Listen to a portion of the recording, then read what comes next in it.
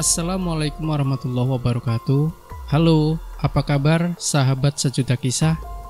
Senang sekali kami bisa kembali hadir menjumpai Anda. Tentunya seperti biasa akan menghadirkan kisah-kisah nyata yang menarik, seperti kisah berikut ini yang sudah kami siapkan untuk Anda, berjudul Pengalaman Gaib di Alam Siluman Kalong Wewe. Pengalaman gaib ini dialami oleh seorang rekan paranormal Indonesia.com yang minta namanya disamarkan menjadi Bayu Pamungkas. Ia tinggal di Desa Anjatan Baru, Blok Randu 3, Kecamatan Anjatan, Indramayu, Jawa Barat.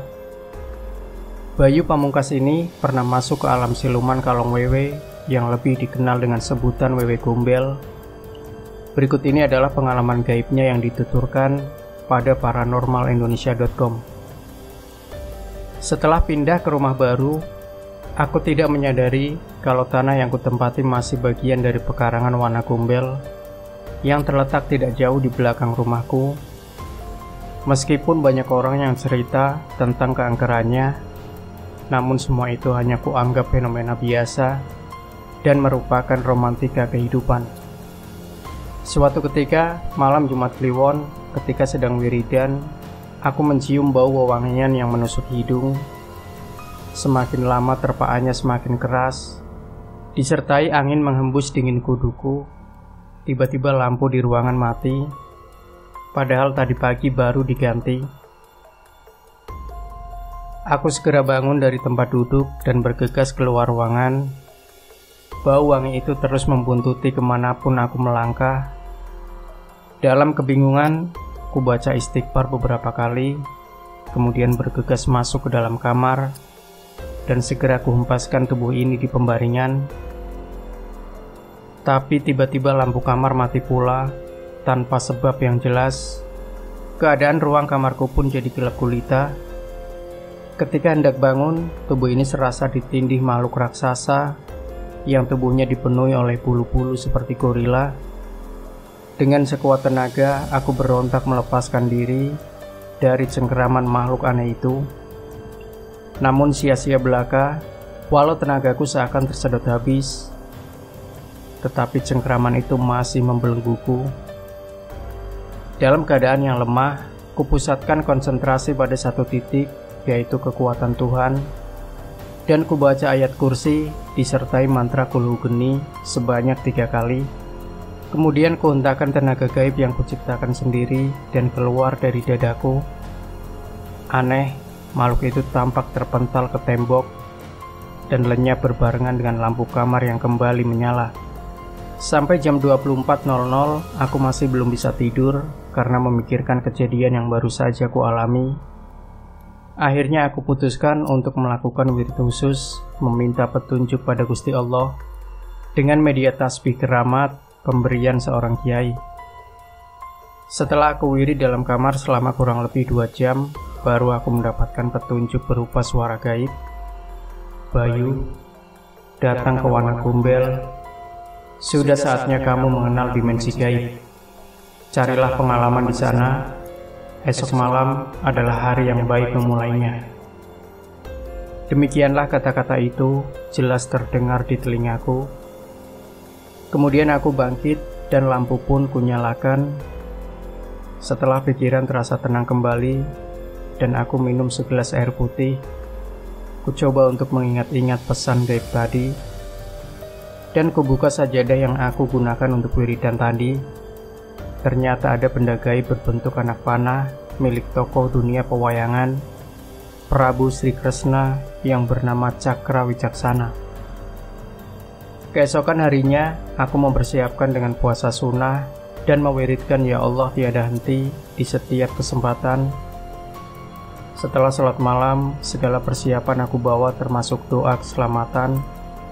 Dengan langkah mantap, ku telusuri jalan setapak menuju Wana Gombel, hingga sampailah pada sebuah rumpun bambu yang tumbuh tambun. Tiba-tiba kakiku melangkah dengan sendirinya, melayang seperti tidak memijak bumi.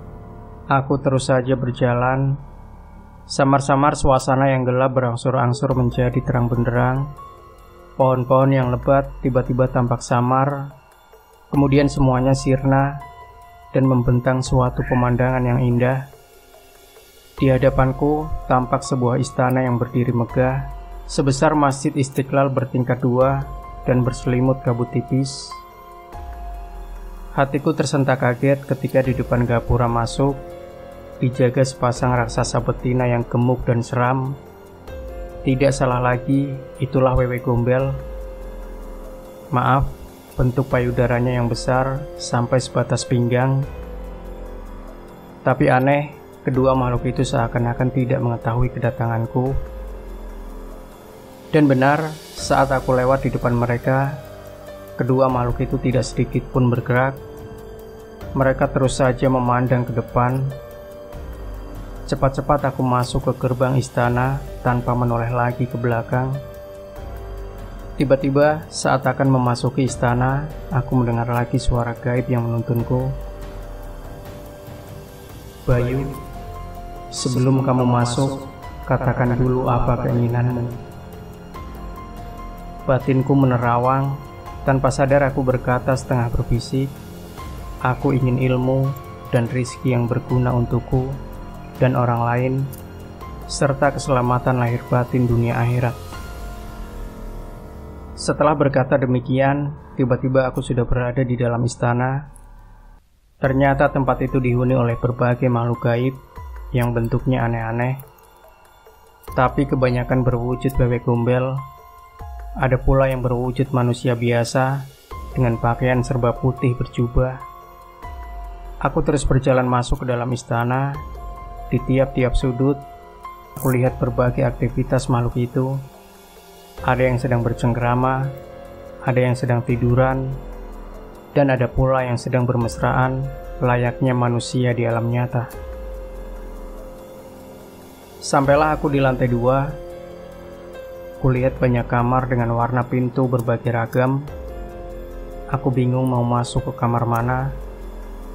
Kalau salah masuk, bisa-bisa terjadi sesuatu yang membahayakan keselamatan jiwaku. Untunglah suara gaib yang tadi terdengar lagi. Masuklah ke kamar yang pintunya berwarna kuning. Cepat. Waktumu tidak banyak. Ambillah benda yang kamu suka, kemudian bergegas keluar. Tanpa pikir 2 kali, segera aku masuk ke kamar yang pintunya berwarna kuning. Dan astagfirullah, aku dapat masuk ke dalam tanpa membuka pintunya.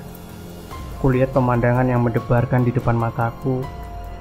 Ternyata kamar ini berisi aneka macam jenis benda-benda pusaka, dari mulai keris, tombak, golok, pedang. Ada pula kitab-kitab pusaka dan baju-baju perang yang tergantung. Aku tak sempat memilih-milih karena waktu yang terbatas. Akhirnya aku raih saja sebilah pedang naga yang tergeletak tidak jauh dari tempatku berdiri, sebilah keris, dan kujang emas.